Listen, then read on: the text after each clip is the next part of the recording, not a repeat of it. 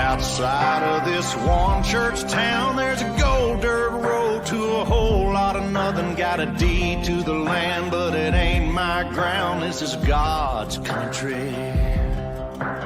We pray for rain and thank Him when it's falling, 'cause it brings a grain and a little bit of money. We put it back in a plate, I guess that's why they call it God's country.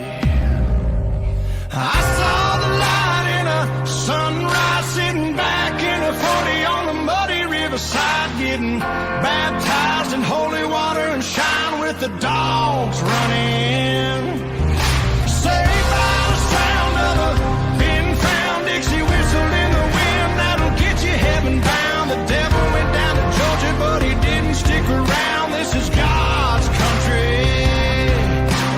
We turn the dirt and work until the week's done. We take a break and break bread on Sunday, then do it all again, 'cause we're proud to be from God's country. Test. I saw the light in a sunrise, sitting back in a 40 on the muddy riverside, getting baptized in holy water and shine with the dogs running. Saved by the sound of a pin-found Dixie whistle in the wind that'll get you heaven bound. The devil went down to Georgia, but he didn't stick around. This is God's country.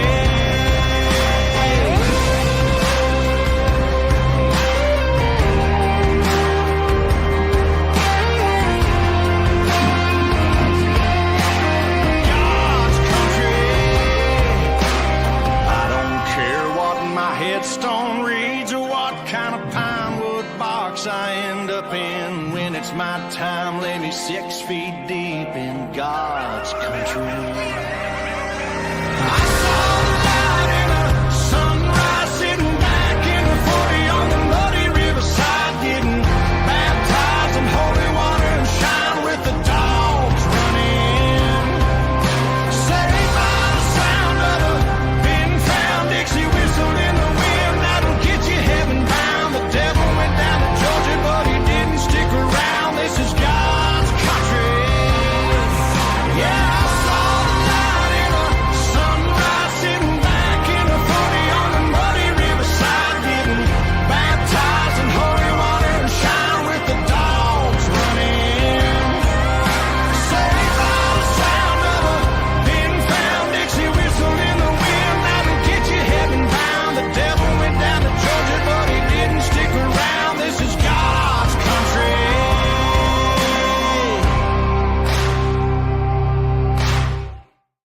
Hey guys, I don't know about you. This song fires me up. Yeah. It's a great song. Oh yeah, Doug. I don't care how tired I am. When I hear this song, it just fires me up. You know, God's country, America. Man, Bobby, this is up your alley, brother. You know, Yeah. God's country, beautiful.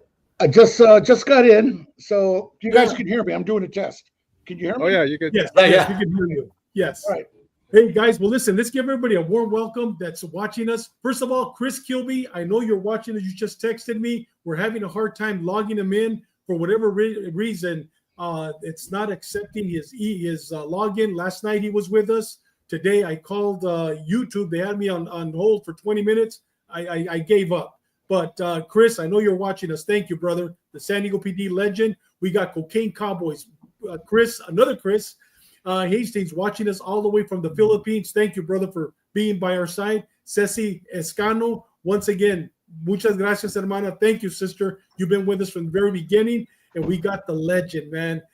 Pelican Bay legend, Dim Jadanis. I know I say it all the time, but I have to say it because there's a lot of people watching us right now. I think we had I think Benny said 200,000, right, guys? That are on Apple, Zoom, and all these other so they're listening to us. Jim Janice watching us, Pelican Bay, once again, legend, watching us all the way from, he says good morning, from Thailand. And Benny, yes, we did. We enjoyed it last night. We had a couple of hiccups, but Benny, you brought us through as our producer. Thank you very much. Jerónimo de los Cielos, he's your neighbor, Bobby. He's up there in Arizona. He's another one that's been by our side from the very beginning. Mil gracias, hermano, for watching us. We got prayers for today, reaching souls. Thank you, brother, for reminding us that Jesus loves us. And we got Big BJ Juarez, been with us from the very beginning, watching us from Long Beach. Guys, I got great news and I got bad news. The bad news, not bad news. About an hour and a half ago, I got a call from Mike Vigil. Something urgent came up. He did not tell me exactly what it was, but prayers for him.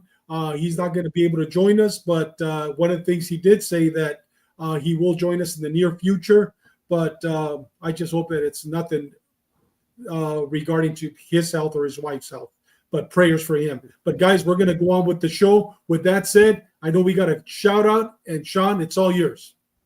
I just want to say, well, first of all, I want to say thank you for having me on Ash Wednesday. Yeah, I moved over from the Gray Line over to Ash Wednesday. Yeah. I'm happy to be here and whatnot. And as you can see, I got a new backyard. And I couldn't have done this back in Virginia. The mosquitoes would be chewing me up right now. But I want to wish my oldest daughter a very, very happy 40th birthday. Happy birthday tomorrow. And, I'm very proud of her, and I'm truly blessed with all my daughters and all my grandchildren that I have. And I'm just happy birthday, boo. Let's do a toast to her. Say a toast to her. Big Sean. Shalancha, baby. Love you. Salud. I'm not going to say Shalancha because every time I try to say it, I kill it. Guys, like I said, you know what, Sean? We want to welcome you. You're part of our family. We're all part of one big family. Oh, yeah, we are. But we are so blessed to have you. One of the things that we talked about that to have you on our show, because you love to smoke cigars. I know you do. And now that you're living in Southern California, dude, you're there. I got to tell you, you polluted me when we were all hanging out back in the day. But this is the first cigar I've had in, I think, almost 3 years. No way, wow. Sean, really? Yeah, I don't think I smoked one in Virginia. So yeah. I polluted you again. Blame the Mexican. Yeah, blame you. Don't blame Bobby, because I can't wait next week. I'm going to be outside smoking my cigar. Okay. Right. And you know what? We want to welcome Doug. Doug, we missed you. We can't wait for your first episode where you talk about, I call it a sabbatical, but we'll call it, what do you want to call it? I always say sabbatical. I don't know. It was I don't know what you would call it, but yeah, sabbatical would be fine, but yeah. It was me fine. It was me getting out of my own headspace. How about that? Yeah, and you know what? We can't wait to hear it. I know May, the first week of May, you're taking over the whole month of May. You're going to be telling us exactly what happened. We're looking forward to it. It's going to be a great episode. I can't wait. It's going to be outstanding. It'll be fun. Yeah, guys, you know what? Let's get started. And Bobby, thank you. You're in San Diego, right? I'm in Santee. I came. My son lives in Santee, outside of San Diego. Yeah. He needed some help with some stuff he's doing here at home. So I took off this morning and I literally just walked up. So I have no cigar and I'm drinking water. If I try and smoke cigar here, I'll get both me and my son and my dog kicked out of here. Hey, I know the feeling. I'm the mandilon that smoked a little fake cigar, but hopefully next week I'll be outside. We'll have it all set up. But guys, you know what? One of the things that I was talking to Chris Kilby yesterday, he was telling me, because last night we had the show, like I said, Benny pulled us through when Steve Duncan was having a hard time logging on. And I talked to Chris today, and he goes, David, he goes, if you guys would record the shows before all these problems could be, alleviated, people wouldn't have to see it. But I told him, I go, Chris, I go, one of the things that's special about our show that we're live.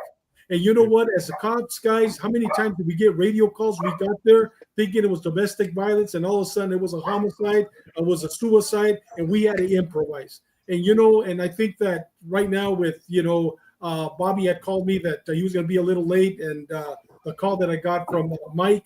Guys, we improvise, and hopefully those of you that are watching know that we're not perfect. Guys, if you only knew that we are all learning every day how to use, at least I am, how to use a computer, how to use a microphone, how to make videos. So be patient with us. And with that said, Doug, it's all yours, brother. Yeah, one other thing is that we wouldn't have the same interaction with the people watching us. We wouldn't be able to take their questions. Yeah. So, and some of those questions are really good. Really Yes. good questions they have for us. So, do you want to start with what I'm drinking? I have a special. Well, you know what? Another Forgot thing, about that. forget, starting next week, Sean will be taking over this section of what are you drinking, and then because the perfect view that he has, we cannot let that go. So Sean, we'll start up. I know Bobby's drinking water, and I know he's hating it right now. He's the one that fires up with the cigars. Not today, but Sean, what are you smoking and what are you drinking, my brother? Well, I'm smoking a Cuba from Acid. It's very sweet, and I can't remember who turned me on. I thought it might have been you too, Dave. That turned me on to really one of these. And you're really a bad influence. Yeah, I know, man. You know, I get it. That's why I had to move from the East Coast. He's too close. But tonight I went big, dude. I mean, it's my inaugural on here on Ash Wednesday, so I went big. I went with Kirkland Old Fashioned in a bottle. That's I right. saw it a while back. I said, "No, let's give it a shot, dude." Me and Mike Rubio went through 2 of these at his house one. Well, let's put it one time. Those of you that are not aware, Sean just moved probably about a month ago, 2 months ago from Virginia. He's now living in Temecula, the Menifee area, bought a beautiful home there. And what you see behind him, it's the valley there in Temecula, bought a beautiful home. So, welcome back to California, brother. Yeah, there's some good things about coming back to California, and there's some bad things about coming back to California. The best thing is you're a block away from Benny. I know. Benny's house, I think, is just that way, right there. Yeah, right down the valley. Yeah. Big Doug, what do you drink? I know, Doug, you have so many things to talk about with the liquor that you encountered over there. But what are you drinking today, brother? Well, tonight's a good one, and I'll explain more about this when I'm talking in May. But this is a whiskey. It's kind of hard to see, but it's called Gurkhas and Guns. Ooh. And it's nice. It's made in Nepal, and I got it because of one of the reasons I went to Nepal was to look up the Gurkha I worked with when I was in Afghanistan, part of the British Army. But it's 10 years. It's aged 10 years. It's aged. It's done in American oak bourbon. It's double cask, so it's originally done in American oak bourbon barrels and then finished in sherry. So this is my first. Tonight's gonna be my first taste. I just opened it for tonight, so I'll taste it when we all do our toast, and then I'll tell you how it is. But I have no idea. And guys, today Benny's gonna laugh. Yes, Benny, I went to Costco again, and I ran in. He's always laughing about me going to Costco, and I ran into this bottle of Angel's Envy, and it's a straight bourbon. And what caught my attention that it's finished in port wine barrels. So yeah. So with that said, welcome back, Doug. Salud, welcome back, and Sean, welcome back home, brro. Thank you, guys. Thank you. Bobby, go ahead, Bobby. Before Bobby. My drink. I got bottled water. I don't have a cigar, but I'm eyeballing my granddaughter. I think she has a pixie stick, and I'm going to take one of her pixie sticks as my cigar. Join the club. Salud. Welcome back. Salud. Jubilee. So tell me, Doug, what does it taste like? What's the taste? Okay, it's super smooth. I mean, it's really smooth. Really? And it's a little on the sweet side, more than my liking, but this probably would be a good starter whiskey for somebody. Yeah. It's not expensive. It's not sold in the stores here in the States, but you can buy it online from distributors in the States. So if you're interested, it's called Gurkhas and Guns. Okay. And Charlo's asking, how's it smell? Oh, the smell is like, I mean, it smells like whiskey, but it's not. It doesn't have that sharp, pungent odor to it. It's a little little smoother smell, but it's definitely a whiskey. It's more like an Irish whiskey smell to it, a little softer. Yeah. Interesting. Well, Doug, give us a briefing on what we're going to be talking about tonight, and on the Camarena homicide and on the Last Narc. Here we go, and then Bobby will take it over from there. And Sean. Okay, so tonight's episode is kind of about the Last Narco controversy on, how much is based on facts or conjecture or conspiracies. And when we were starting with this, I thought, well, we really need to have kind of a background on Enrique Kiki Camarena. We need to kind of know what he is, who he is, and what he was about, and how he ended up down in Mexico. Well, it turns out that he was born July 26, 1947 in Mexicali. So he was born in Mexico with his family. He had 3 brothers and 3 sisters, and his family immigrated to the United States, into California, and they actually settled in Calexico. In 1965, his oldest brother had joined the Army, U.S. Army, and he was sent over to Vietnam, where he died. He did not die of combat wounds or anything, but he died of malaria. So he lost his brother in 1965. He graduated from Calexico High School in 1966, and then in 1968 he joined the Marine Corps, and he did the 2-year enlistment back then, and he got out in 1970. After getting out of the Marine Corps, he returned to Calexico, where he became a Calexico Police Department officer in the Calexico Police Department. So Chalo's got some history on that, being out there, but he accelerated really fast throughout the department. He ended up working in their narcotics, and he joined the Imperial County Narcotic Task Force at a fairly young time in his career. But he was really good at undercover work and narcotics investigation. So it's kind of a nice fit for him. The DEA wasn't actually established until, I think, 1973. Before that, I believe it was a U.S. Customs. It was called Bureau of Dangerous Drugs. And then they developed the DEA in 1973. And at its inception, they had a strong hiring program for Spanish-speaking agents. They needed Spanish-speaking agents. And so he kind of fell into it. And so he joined the DEA in 1973. So he was one of the original agents on that agency. So, and he remained in Calexico. He was at their resident office in Calexico. And then in 1977, he transferred to the Fresno, California field office, where he was heavily involved in undercover operations. He was a UC, and he was doing a lot of cases up in the farming areas of Fresno and in that area. One of his buddies, a colleague of his at the Fresno office, was transferred to Guadalajara. And in 1980, his buddy told him, "Hey, look, dude, you need to come down to Guadalajara. There's a lot of work to be done down here. And if you want to promote and you want to advance your career in the DEA, the overseas assignments are a necessity." So he thought about it. And at the time he was married and he had 3 sons. And so he was considering going down there. And obviously, he was talking to his family. There were some advantages to going down there. One is that at that time in the late 70s and early 80s, the drug trafficking coming out of Mexico into the United States was getting really big. And then they were seeing a larger influx of cocaine coming in from Central and South America through Mexico into the United States. So there was a lot of work to be done. And then the American schools were really good at the time down there. And so he thought that would be good for his kids, and the exchange rate. So the US dollar was doing really well in Mexico at the time. So he thought that he would, would benefit his family. And so they packed up and they moved down there. At the time of his assignment, let me back up. So before he got there in 1978, the president of Mexico, I think it was Jose Portillo. Yes. Portillo, okay. So there was a program that the U.S. used to do down there.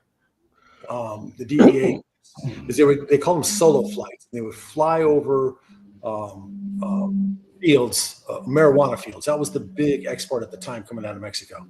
And they would spot the plantations, they called them, and they would eradicate them by spraying them and stuff. But in 1978, the president, he eliminated that program. He didn't want American DEA guys involved in that kind of operation. So that stopped. So at that time, the marijuana production and plantations were mostly up in the hills. So the plantations were a little bit smaller, but they had plenty of water. But transporting all the goods and everything in and out of those areas was very expensive because they were in the mountains.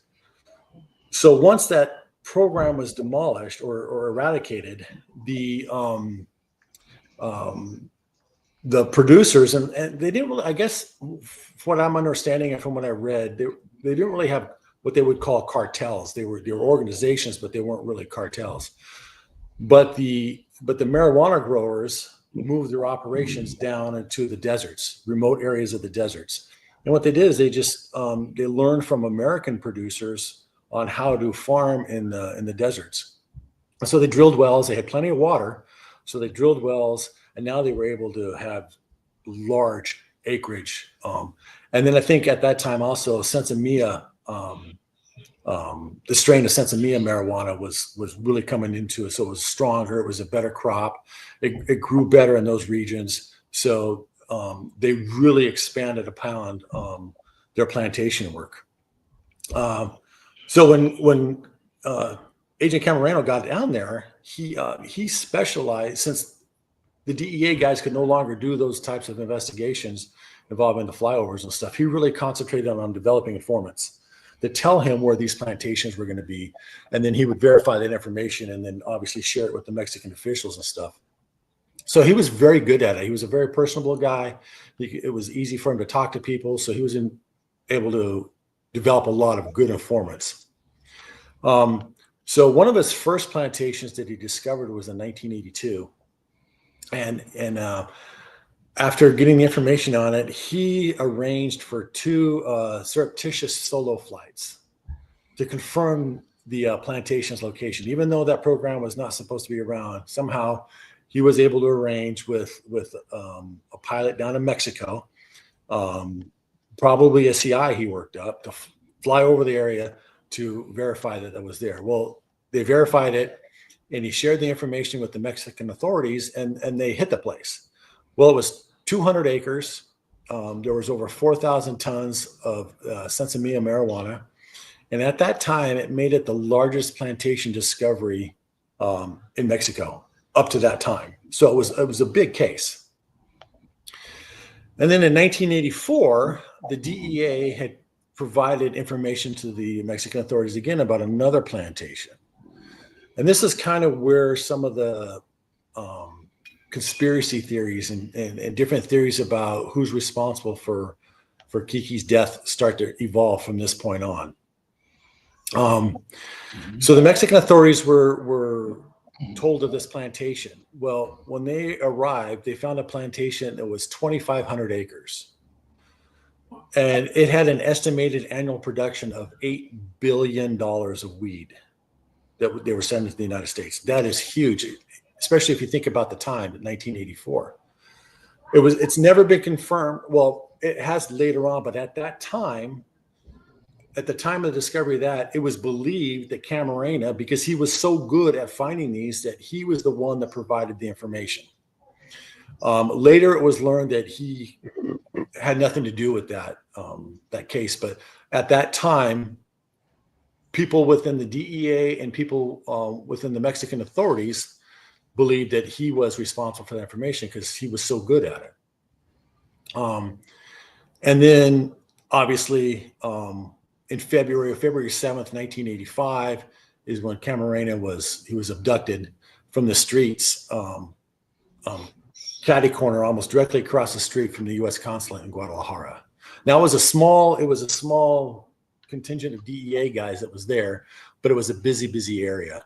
And there's some debate about how that happened, where it happened, what witnesses there were there, and we'll discuss some of those tonight and later on, but a little more on the background. So once that kidnapping occurred, the DEA put together a homicide investigation task force, and at that time it was called Operation. I think it's, how's it pronounced? Leyenda. That means legend. Operation Legend. Yes. And it was the largest DEA homicide investigation ever undertaken. It was huge. And I remember when that happened because I was starting my career at the PD at the time. I was in the academy. I just started the academy when this occurred, when the kidnapping occurred.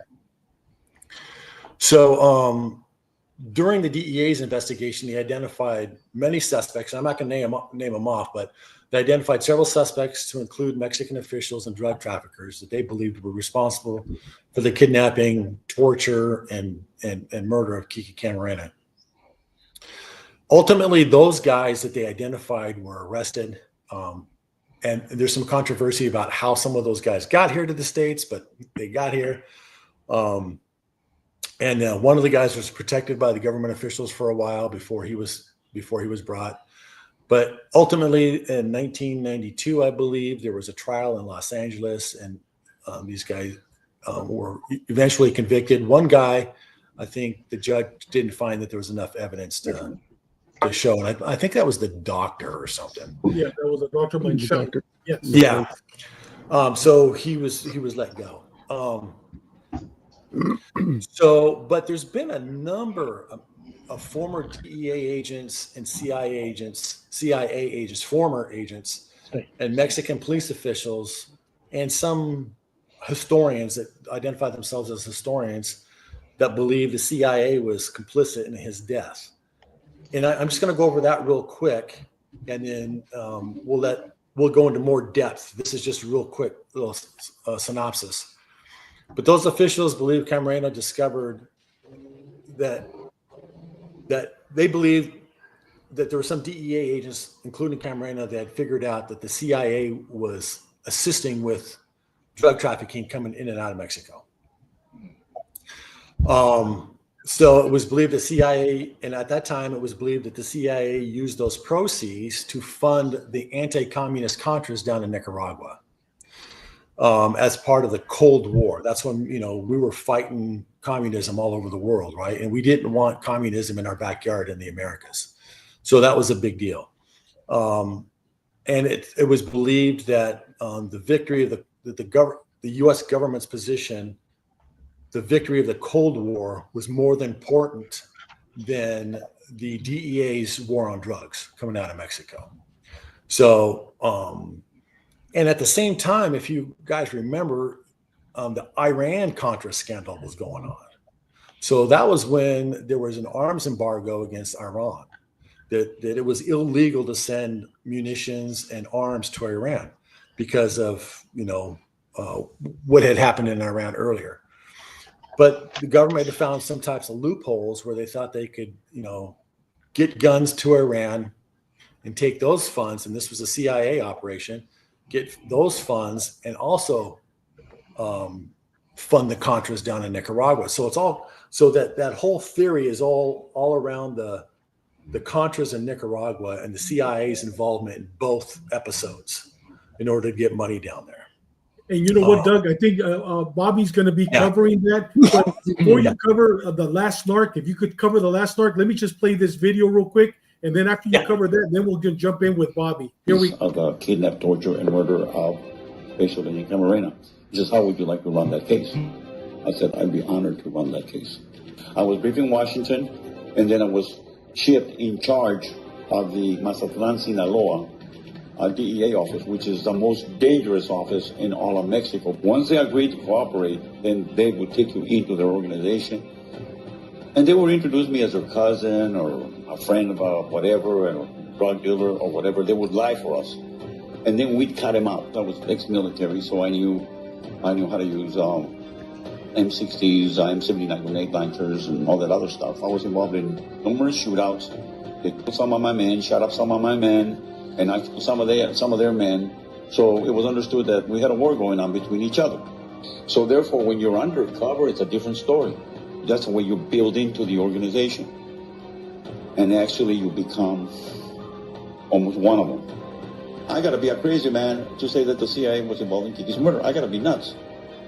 to say that and just make it up. And if I made it up and I induced anybody to lie, that is subornation of perjury. Why am I not in jail? And we're going to be covering that right now with Bobby. But tell us about what year was The Last Narc and the difference between The Last Narc and Narcos. I think one of the biggest differences, The Last Narc it's nonfiction. It was fact that occurred. Narcos, the series and other shows were all fiction. They were make-believe based on true characters, correct? Yes. So The Last Narc was a documentary, and it was produced by Amazon Studios. So it was on Amazon, their streaming services in 2020, I believe. And the whole premise of it was about supporting the allegations of the CIA's involvement, while implicating a specific individual that's actually considered somewhat of a hero. He was one of the paramilitary guys in the CIA, and I think Sean's got information on him, so I'll let it go at that. But the idea is that sometimes I think we get into our spaces and you push a narrative, and you've got guys that swear, no, I would never say that, I never said that, and I do not believe this occurred, and you got other guys that are as credible saying, no, I think this is what occurred. But a lot of it is, I think there's some, obviously we don't have all the information, but I can understand why people would think the CIA was involved, and then I can understand why. And quite frankly, I'll be honest with you, after doing some of the research on this, I have no idea. Yeah. I just don't. I mean, I don't know enough. I'd like to read the transcripts. I mean, there's a guy who's got a YouTube channel, and he's an attorney, and I think he's going to be coming on and sharing his views, I think, at some point. And he makes some really good points.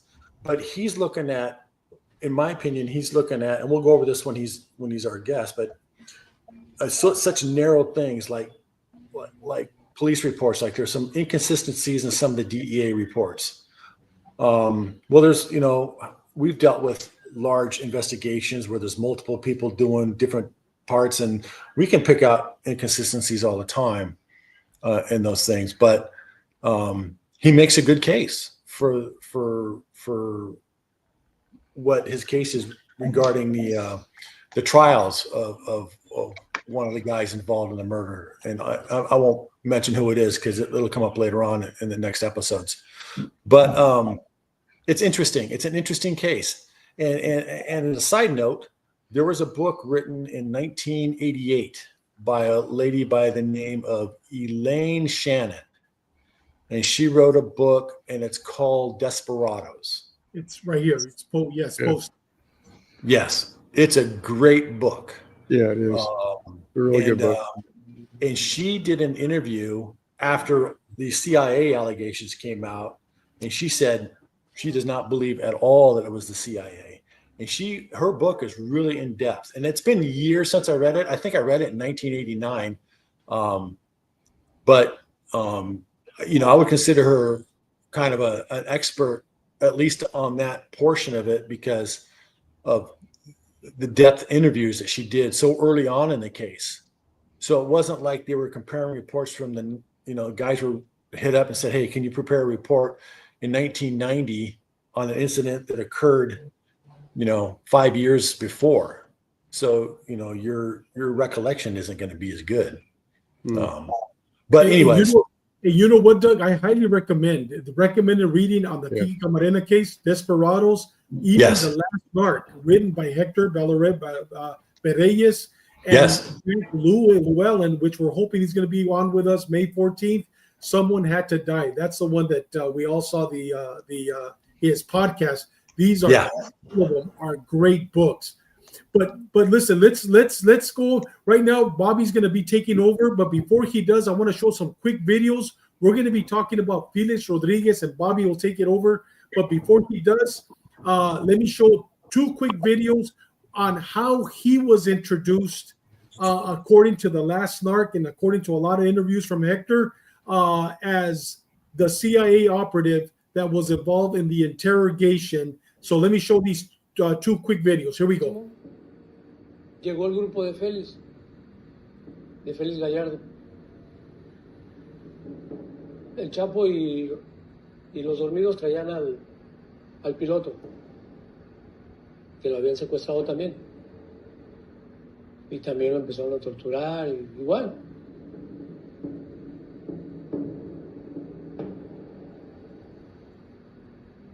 Renee tells us that one of the interrogators was a comandante of the DFS who asked him a lot of questions.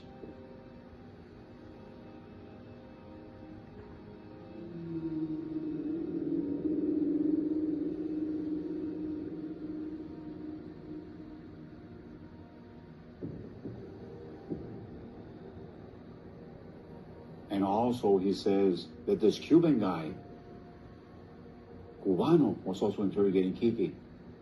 And I'm very curious, who is this Cubano, René? He says, who is this Cubano? He says, I don't know. Inclusive yo le pregunté a Samuel una vez. Le dije, ¿y este compa que parece cubano? Oye, pues también es de la federal. Pero así no van a ir. And the Cubano, he's the one that brings in tape recording machines to tape record the whole thing. They were tape recording everything they were asking him.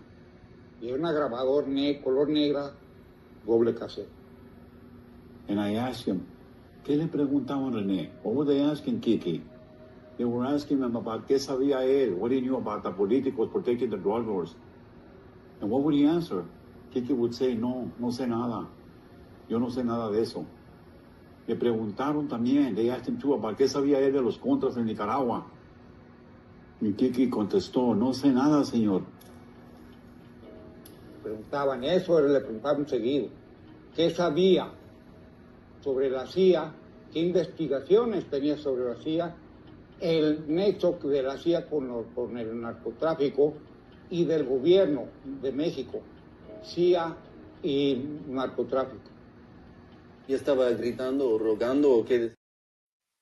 Let me show this next one, Bobby, and then you'll take it from here. Here we go. This is the photo line.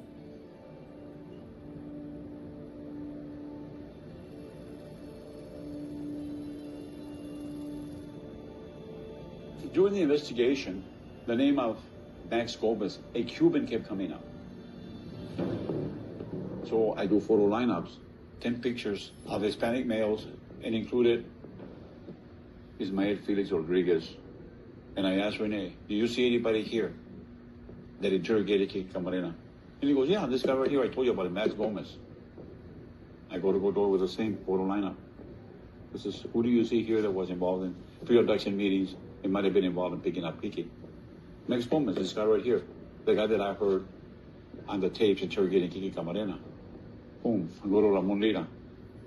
Who do you see that you recognize here was at Lope de Vega? He says, Ismael Felix Rodriguez, right there, I told you about him. That's him. Identify him. I go to my people and I says, run this guy all over.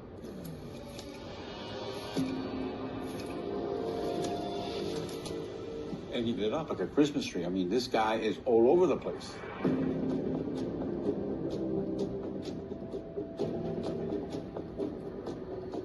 Felix Rodriguez worked for the CIA. He was on the hunt for Che Guevara in Bolivia when they tracked him down and the Bolivian army killed him. Bobby, it's all yours. Talk to us. Yeah, I'm with Doug, though. We'll go all the way back. We'll say you could go through all the different books. The Desperados, I highly recommend. I read it probably in '89 when it came out. I couldn't put it down. A little background. Going back to Hector, and like I said, I've met him. I don't know him. I know a lot of people that that worked with him early on when he was in Arizona doing DEA, and they say he was just one top-notch undercover narcotics cop. He did some really hairy stuff, was involved in shootings. They knew him early. So then we'll fast forward. same people later on, same guys that, you know, I was very fortunate during my career with Phoenix. I spent maybe 7 years on and off working with DEA. Worked 7 years with numerous agents there as one of the undercover guys. And you know, a lot of the guys that were there who were later became, I consider my mentors. When I was 26 years old and I started working as an undercover narcotics cop, you know, when I ask them, their whole thing is there's some giant leaps that are made to make some of these, they say, their conclusions. And then reading, like I said, I read Elaine Shannon's book. Elaine Shannon's on LinkedIn. She's very accessible. I've reached out when I worked in Mexico. Remember asking around a lot about, hey, what do you, because a lot of this stuff was coming up back then. And a little bit about Felix Rodriguez. Yeah, he was all over the place. He was born in Cuba. He fled Cuba when the Castros took over. And he is obviously an anti-communist. He hates communists. And if you look at, he was involved in the Bay of Pigs, the failed Bay of Pigs invasion, because our government, they had this great plan to go in there and topple the Cuban government after the Castros had taken over. And at the last minute, the U.S. military, or to President Kennedy, withheld air support, which had been included in President Eisenhower's plan. On his way out, he left a plan for John F. Kennedy. Here's a plan, and then it was withheld. John F. Kennedy did not include the air support, and those guys in the Bay of Pigs were slaughtered, were routed. So if you wonder why so many Cubans, if you look at Miami very conservative, is they felt betrayed by Kennedy. And that's a little background on that. On Felix Rodriguez, after he left, or after the failed Bay of Pigs invasion, he came back to the States. He went to Bolivia. He was part of a CIA team because he was already working with the CIA in the Bay of Pigs. He went to Bolivia and trained the Bolivian military. And they're the ones, a unit that he trained were the ones that captured Ernesto Che Guevara. They captured him. Felix showed up. Somebody has an open mic somewhere. Oh, anyway, okay. Well, anyway, what happened was that when Che was captured, and the interrogation was done, there's a photo of Felix. He was pretending to be a Bolivian military officer, but Che Guevara recognized his accent and realized he was CIA. He was a Cuban working for the U.S. government. He was the one that told them they were going to execute him. They executed Che. They cut his hands off, buried him in a shallow grave because they didn't want him to be identified. Then going back to the current time is, like I said, I've talked to a lot of, there was the accusations made about Jaime Kuykendall. I don't know if you want me to cover that right now. You know what? No, we're going to go back. We're going to go see a video on Jaime Kuykendall. Okay. Let's stay a little bit on Felix, because that's where a lot of the controversy comes up, Bobby, from a lot of people that was the CIA involved or was the CIA not involved? That's one of the biggest controversy. A lot of DEA agents that I know, they do not believe the CIA was involved. Right. So yeah, let's talk about that. With Felix, the thing is, yes.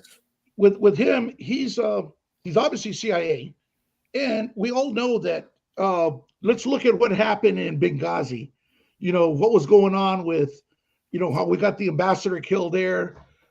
Now we know that there was a gun running operation, and wherever we are as a country, Felix was heavily involved in assisting the anti-communists in Central America, whether it was in Nicaragua, whether it was, I believe, also in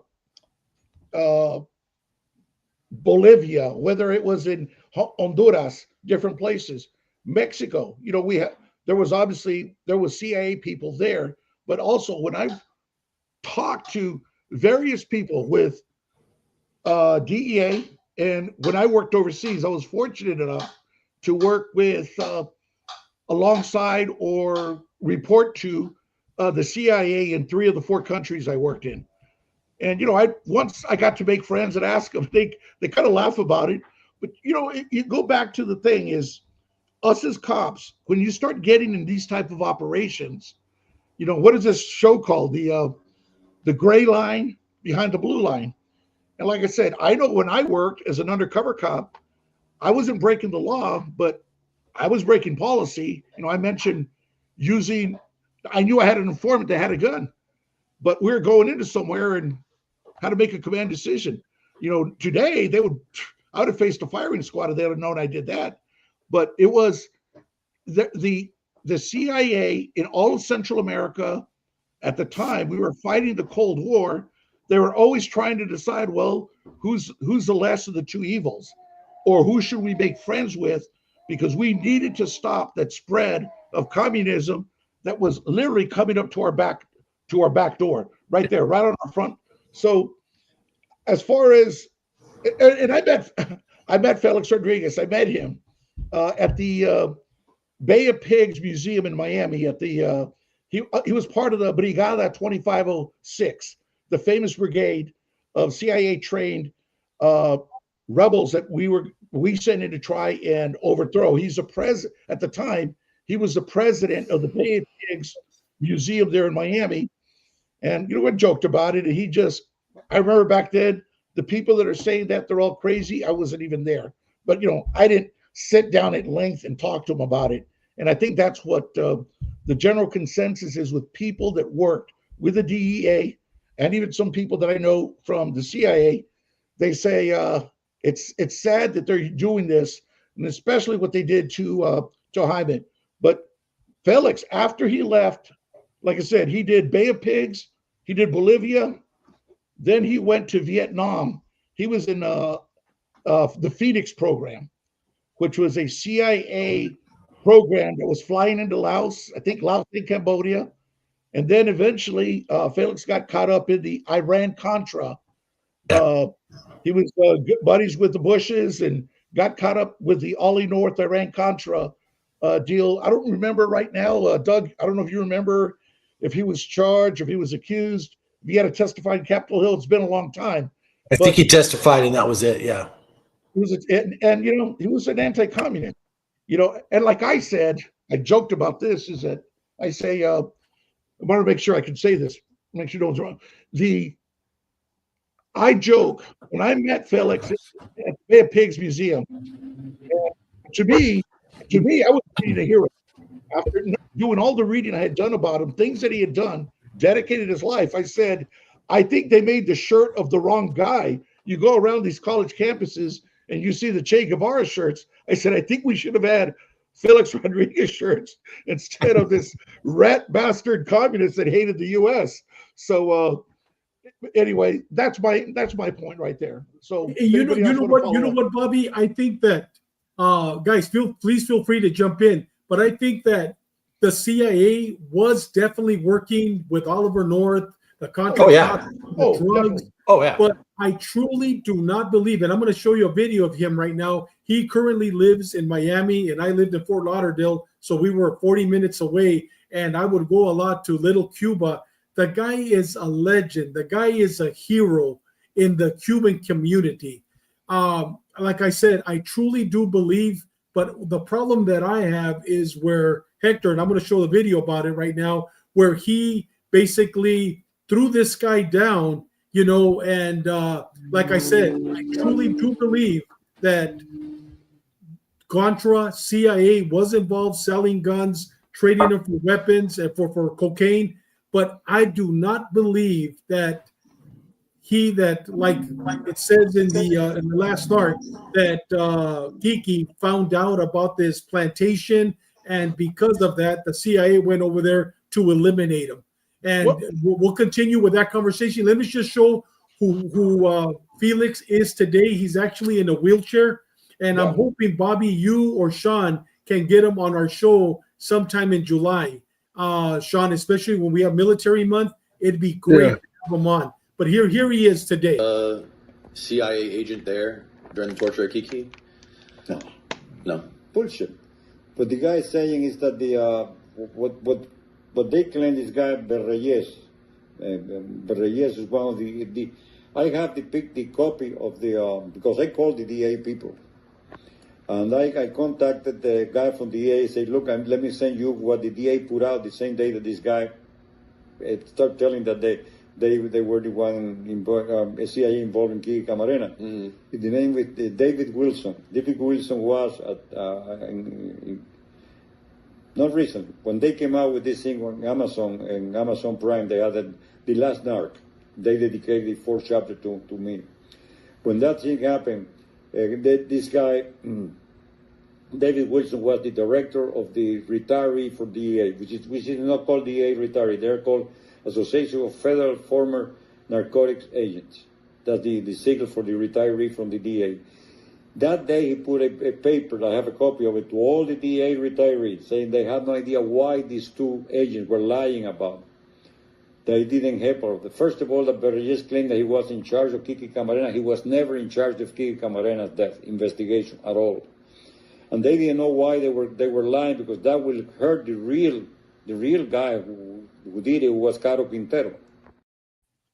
You know, it's funny right now as he's talking, like we all know CIA. We've met some individuals. They're great liars. But I forgot, Cocaine Cowboys, Chris Hastings, in his book, he talks about him trying to indict Felix Rodriguez for, I think it was a gun shipment that came to Tampa. So he worked on that. And guys, I'm reading what we're hearing from people watching it, our show. Yeah. Again, hard. CIA definitely knows. Why would those dirty cops, I don't know if they're dirty, but identify Felix? What did they have to gain? U.S. citizenship. Hector has no reason to lie either. And then we have a legend, Phoenix PD legend. He's been on our show, Saul Ayala. These rumors have been going around in Mexico for years. My little cousins told me this. Some unreliable people like Belleres, Calderon, and Chaparro heard the rumors and are spreading it around. And yes, sir. And born again one more time. Come on, cops, in this chat. Look at these mannerism and him scratching his head. Yes, we know that they lie. Ask him if it was him, retired here. Just saying. All right. Oh, and last one. 1,000 kilos, 100 grenades, and 20 AKAs. Felix was the mastermind behind it in Tampa. I have a quick question. I have a quick question. And does anybody remember how he came up with Felix's photo to put in the lineups? Yes, it happened. It happened during the interview. Remember the one that I showed where they said that there was a Cuban there? Yeah, Cuban. Yeah, but how did he come up with Felix being that Cuban? You know, I don't know. Don't know. By Max, I think it was going by Max Gomez. Everybody knew him as Max Gomez or something. And so I think he went back to his people. His people came up, and that was one of his AKAs or something.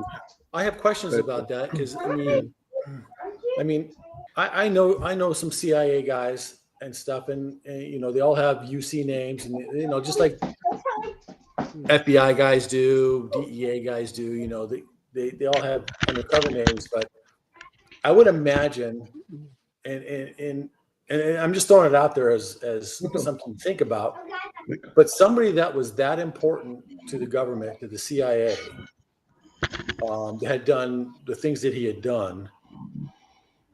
I don't understand why they would have him or send him to do an interview of a DEA agent.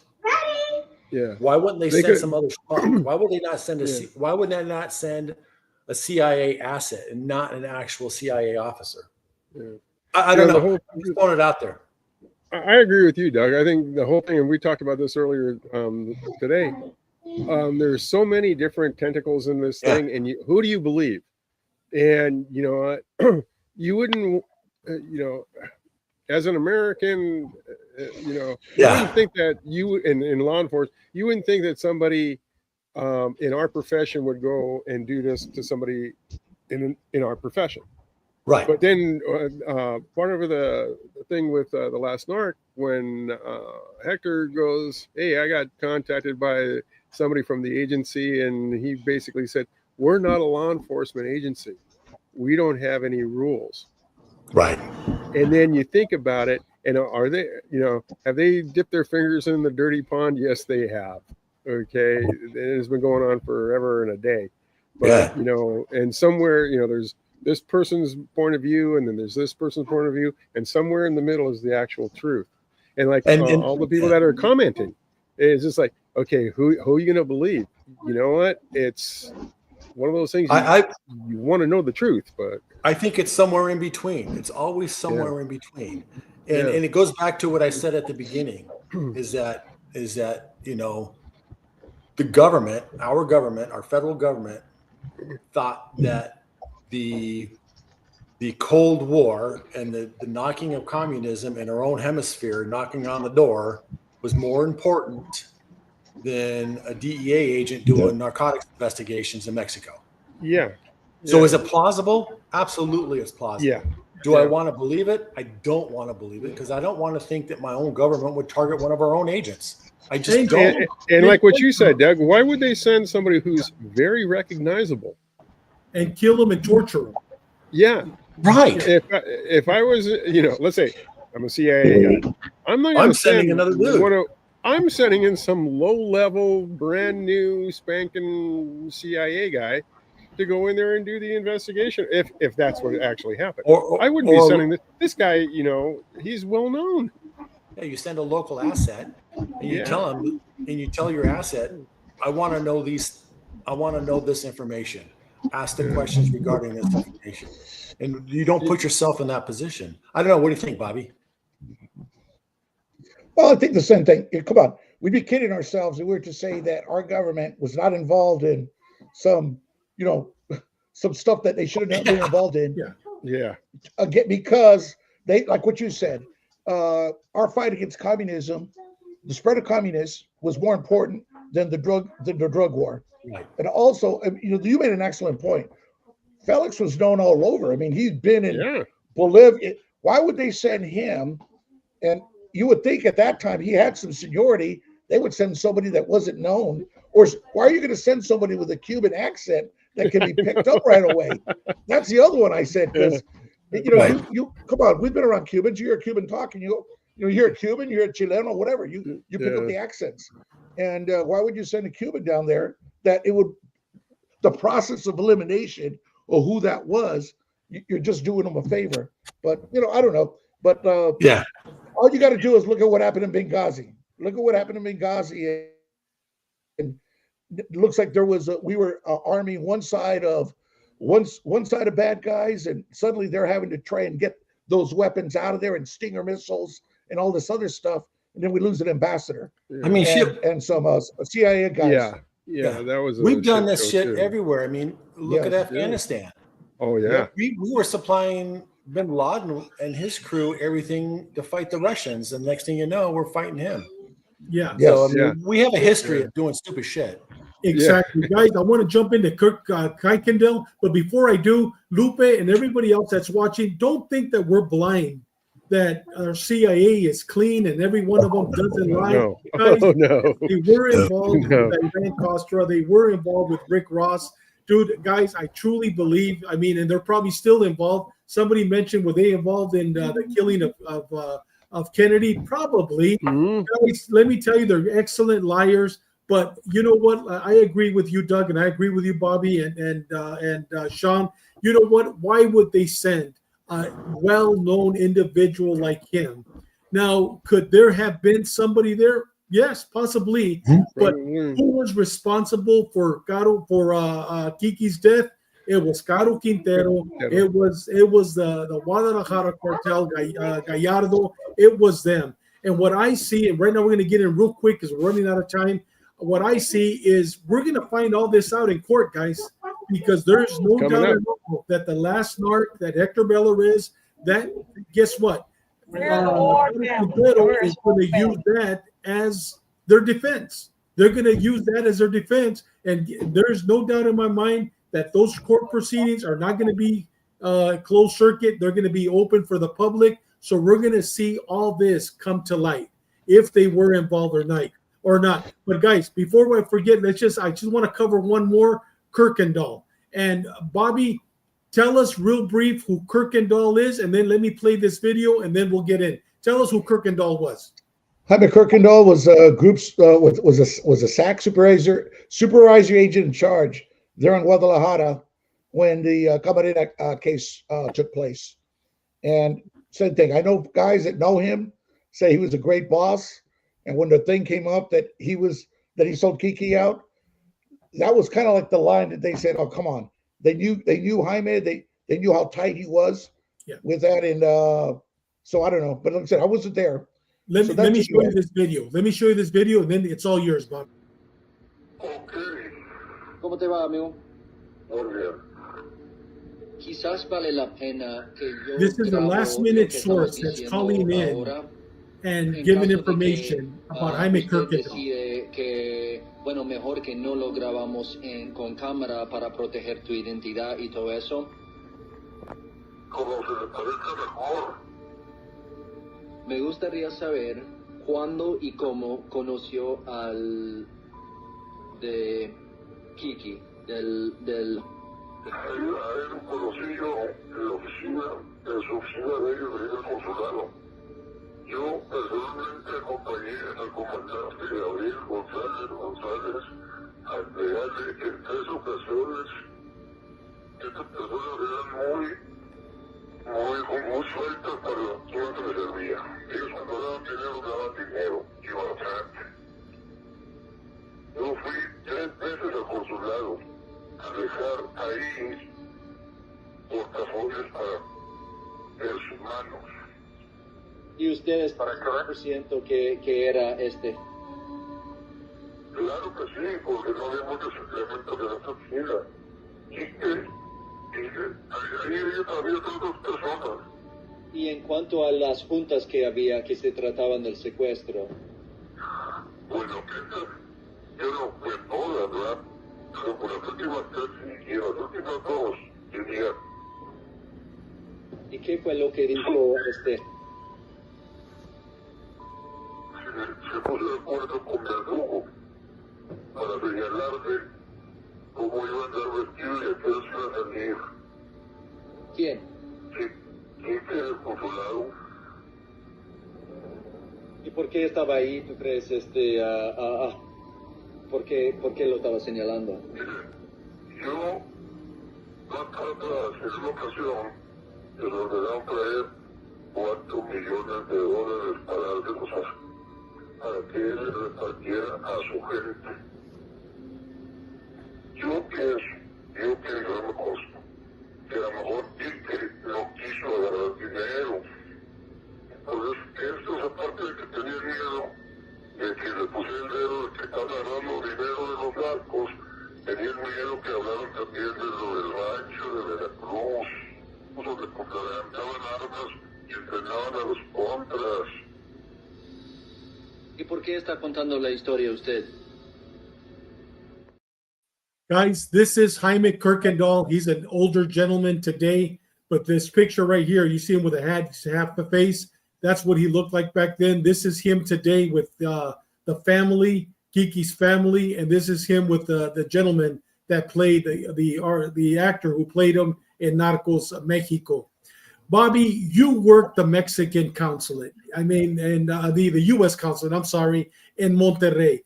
How difficult is it to go into the U.S. consulate? This guy is saying that he went on 3 occasions with bags of money or a portfolio full of money to give to, he doesn't say, but it's Kirkendall, to the supervisor. And then he says on the 4th time, he took $4 million. And the reason why they killed Kiki and that Kirkendall basically told the cartel told Caro Quintero what he was wearing the day that they picked him up, because Kiki refused to take the money. Let's start off with, how difficult is it to go into the U.S. consulate, especially where the DEA is way in the back in a hidden room? Tell us about that, Bobby. Well, first of all, the consulates now are totally different back then to now. I got to work at the old consulate in Monterrey that had been there since the 60s. So it probably looked like something they have in Guadalajara. You got to go to first the security. There's people, what are they called? Detectors, metal detectors.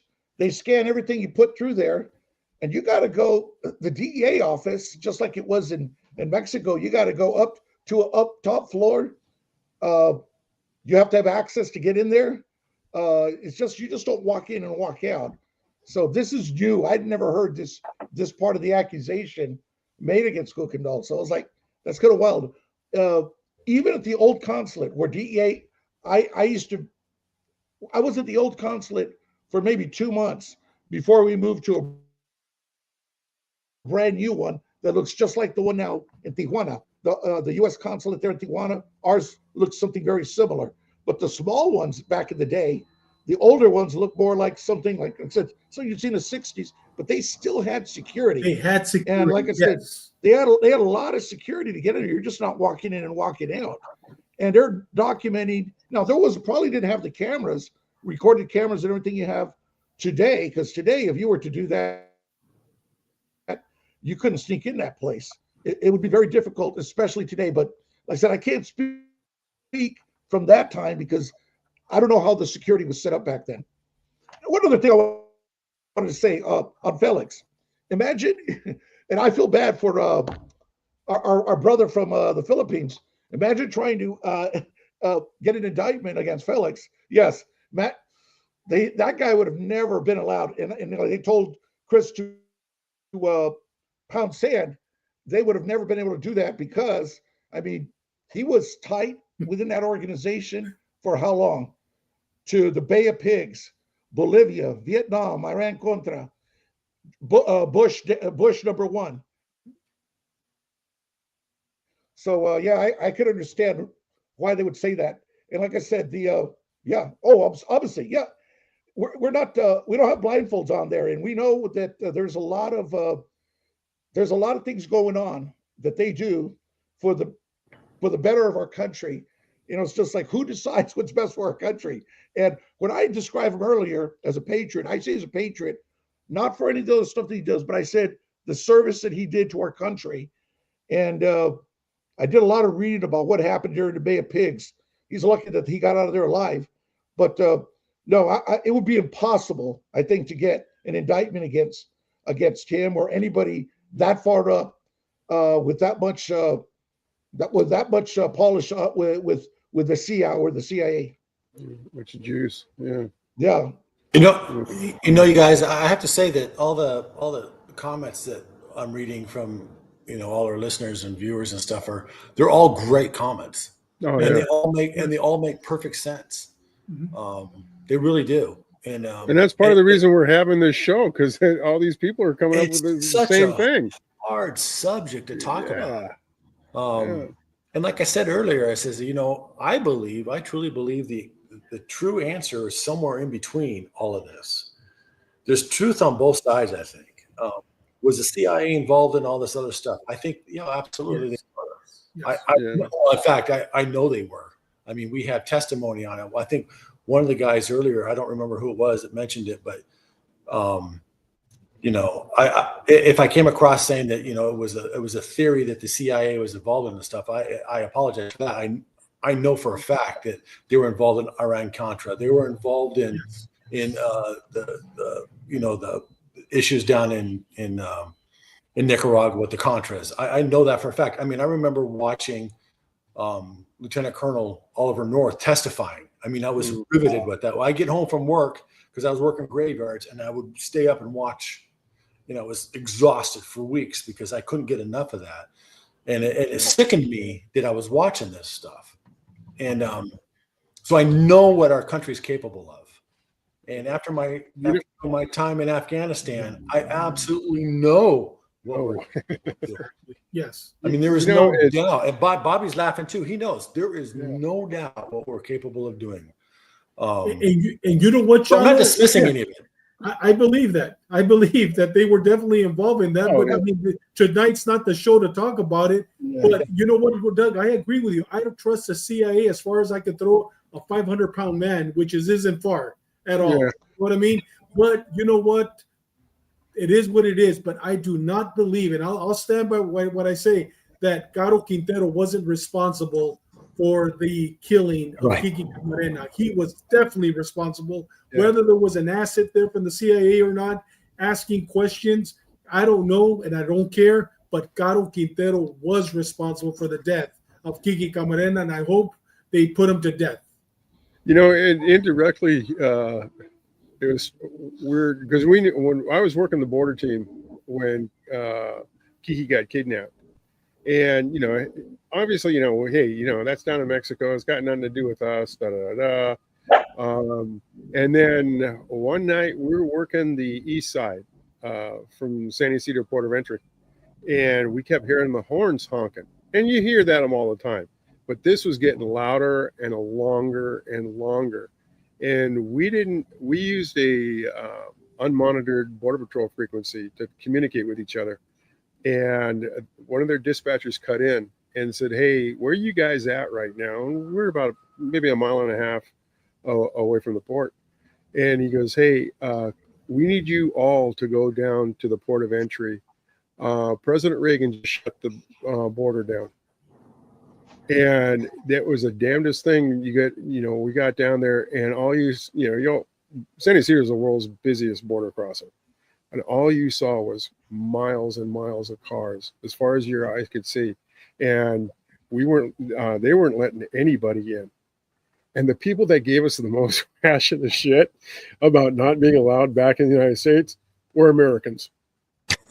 One guy got out of his car, walked right up to my sergeant and said, I'm an American citizen. I demand to come back in the United States. And our sergeant, Chuck Woodruff, said, "Well, here's a character and a half, but I would follow him into hell." And he said, "Not today, you're not." And he goes, "Who's your commanding officer?" And Woodruff looked him right in the eye and went, "God." That was it. The guy got shut up and went back on his car. And we sat there and waited, until we got off and got relieved. But yeah, that was our connection to this whole Kiki Camarena. Hey, Bobby, did they block all the border crossings nationwide, which included Canada, or was it just Mexico? I think it was just Mexico, Bobby. Yeah, I think it was just Mexican border. It was Mexico. Yeah. From Brownsville all the way to San Ysidro. Product that was rotting. Yes, yes. And it's difficult. You sit there and you think back and you hear what Doug says, where you work overseas and you see things and you find out of detention centers that we were not supposed to know about, and things that we were involved in that you go, well, okay, it's this is what happens in this type of environment. Yeah. But it's a great show, you guys. It was like a lot of, like I said, I don't know what happened. I don't know. And I just don't know. One other thing on Chalo, there was a time, if somebody would have told me that the CIA killed JFK, I'd have told them they were full of it. Today, I've changed. I've totally changed on that. I think they were involved in it. And it's sad. Yeah. It's right. And I've talked about this before, and maybe I'm going off topic here a little bit, but when I went to Afghanistan, I went in, I was very naive about things. I didn't understand how, international politics worked. I just didn't. I was just a cop, and I was just going to go do police stuff. And I don't know what Bobby's experience was the first time he went, but I can tell there was a gentleman on here that gave us. The question is like, what about, soldiers guarding poppy fields in Afghanistan? I personally did not see that, but I can tell him this, that I know for a fact there were certain poppy fields that I found that I was not supposed to report upon by higher ups, because, I can't go into reasons why, but that was the case. There were things that I would write up and I would send in, and then there were higher ups within our government that said, that poppy field doesn't exist, when I had photos and GPS coordinates for So I never saw our troopers guarding them, but other things did happen just to let him know. But so my service over there, although I was only there for a year, opened my mind to so many different things that I'm like, I can't believe that we would do these things, and we do. We absolutely do some of these things. So Doug, guys, we're going to end the show with Benny Cruz saying, Kiki took me into custody following a high school dance, drove me home. Later, I worked with him as a deputy with the Imperial County Sheriff's Office. He was a sergeant, and I was a jail deputy. He was then assigned to NTF. Yeah. And guys, and I want to end it with this one right here. I was in federal prison with two gentlemen who were involved with Caro Quintero. It's very interesting. Jose Subias Contreras. And Jose Subias Contreras, when he was released, was murdered in Tijuana. He was one of the big leaders of the cartels in Tijuana for Sinaloa. And he swore Caro Quintero would never be extradited because of what he knew. Well, guess what, Lupe? Now is going to be our chance to hear what he really knows. It's going to be very interesting to hear what he knows. Guys, and the last one, Saul Ayala, I have no doubt that there were assets for every three-letter agency involved or in the room. The former president of Mexico, Diaz Ordaz, was a CIA asset back in the 70s. Guys, like you said, Bobby, what a great episode. You know what? It would have been just as great if Mike Vigil would have been on, but I pray that whatever emergency he had, that he's taken care of. But Doug, I'm looking forward to having the writer of that book come on, hopefully May 14th. That is going to be excellent. We got a great show from Born Again. Guys, and you know what? Before we leave, let me just tell you, next week we had some problems yesterday regarding those, regarding the palillos. But next week, we're going to have Grant Gruber. That's my last one for the month. He's a journalist who has great information, great pictures on the Aryan Brotherhood, specifically the Sacramento trial. And guys, he's the one that always comes up with a lot of pretty interesting questions. His name is Grant Gruber. He's going to be on our show next week, which is going to be outstanding. We have great pictures on the Aryan Brotherhood. And guys, you're going to be surprised. It's going to be a great episode. He's a journalist. And next Tuesday, we're going to have part 2 on Los Palillos. Last night we had some technical problems, but like I said, Benny guided us through as our producer did a great job. But next week, this guy right here, Ron Newquist, is a legend with San Diego PD. And I know, Doug, you and Sean are going to agree with me. Yep. He's going to be on, and he was one of the case agents. There was believe a gentleman by the name of Mercado was a DEI with the district attorney's office. But this guy right here was a legend with San Diego PD. He's going to be on the show, speaks very well. We're going to make sure that his internet is definitely working. It's going to be a great show. Guys, last word. Before we talk last words, any comments on tonight's show? What do you guys think about it? A lot of controversy. Yeah. I think the jury's still out, to be honest with you. Yeah. You know, like we said, the truth is in the middle somewhere. And I think, you know, hopefully with them being here in the United States, some of this stuff will come back out, and we'll see. I mean, Bobby, you know. Well, go ahead, Doug. Go ahead. I was going to say, who's to say that, you know, the true suspects, the guys that have been on trial, weren't the CIA assets? We don't know. You know, we don't know. What was do we even know the purpose of his kidnapping? Why him? Yeah. I mean, there's so many. I would say, why specifically him? Yeah. It wasn't even the senior guy there.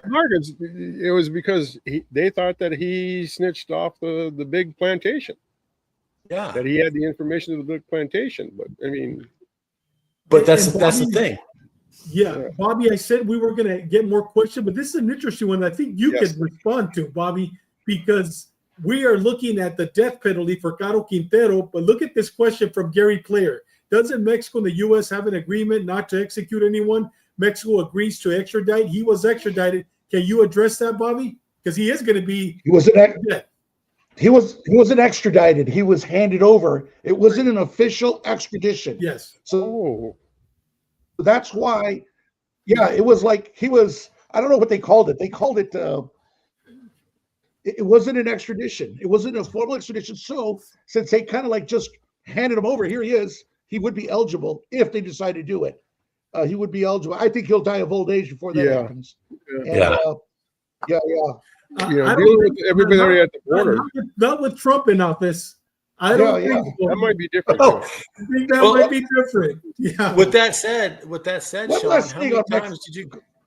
How many times did you get a radio call at the border of, hey, somebody just tossed a body across the border, and you get there, and he's tied up and gagged because they don't want him anymore, and they threw him across because he's wanted in the United States. We went after a guy. His last name was Zavala, I think it was, and we were looking for him for years. He murdered a jitney bus driver in the Vino Nueva back in the day, and we hit his family's house like 3 times a year, and several holidays looking for him. And he was in Mexico, and everybody knew he was in Mexico. And Hector Araiza, I think it was his name. And they would pick him up in Mexico and bring him to the border, and then his family would pay off the Mexican officials, and they'd let him go. And then one time they picked him up, brought him to the border, and he had this big shit-eating grin on his face, and in walks L.D. Martin and San Diego PD homicide. So it happened this time. And he's doing time now here in California for murder. Yeah. But sometimes the bodies just showed up. Yeah. And it's just like, hey, he's yours now. Oh, thanks a lot. Now what do I do with him? Yeah. Well, guys, we've been at it for an hour, 21 minutes. It went by like 5 minutes. Bobby, thank you, brother. I know you drove all the way from Phoenix to your son's house there in Santee, brother. And I know that it was a miracle that you were able to log on with your phone. Thank you, brother. Shows a commitment that we have for not only for the show, but for everybody that's watching us. With that said, Doug, last words, brother. Hey, you know what? This just gets me interested in. I got to read some more stuff up on it, and hey, and to all the folks out there giving us their comments and stuff, I really appreciate it. I know we all appreciate it, because they are good questions, they're good comments, and they're things to be thought about. So don't stop, and that's it. I mean, I really appreciate the thoughts that these folks have. Big Sean. The same thing. I think all the comments that were being made just solidifies the reason that we have this show. We bring it out to the forefront, and people comment on it, and let's see what happens. And I do believe, and I just want to ask Doug one question. Doug, did they recruit you as CIA when you were in Afghanistan? No. I can emphatically say no. He's not going to tell you. He's not going to tell me. So, no. You should ask Bobby that question. He was. I know. I won't, because he's going to give me the same. No, don't know what you're talking about. Yeah, Bobby, what do you think Doug was doing the last few months? Thanks. Yeah, I did disappear for a couple months. You sure did. There you go. Sure did. And, great show, and thanks everyone for checking in. And don't forget, if you enjoyed the show, hit like and share. Yes. And share the program, and we'll see you next week. And that's it. Time to have dinner. Exactly. Guys, don't forget, live a purpose-driven life. And you know what? Live every day like it's your last day on earth. And I'm going to quote Chris Kilby on this one. Do a buddy check. Make sure that you get a chance to, if you haven't talked to a cousin, a friend, a former co-worker in a long time, just give them a call and check on their safety. With that said, and I'm going to quote Bobby, you know what? Trust the process, but trust the author, which is Jesus Christ. God bless you. We'll see you next week.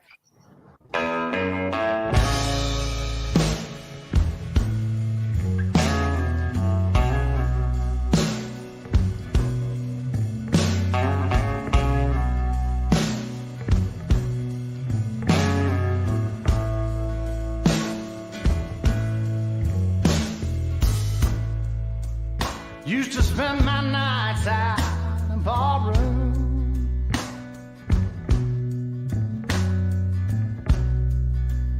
Liquor was the only love I'd known.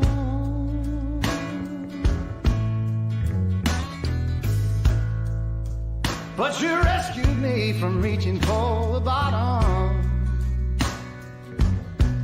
and brought me back, being too far gone. You're as smooth as Tennessee whiskey.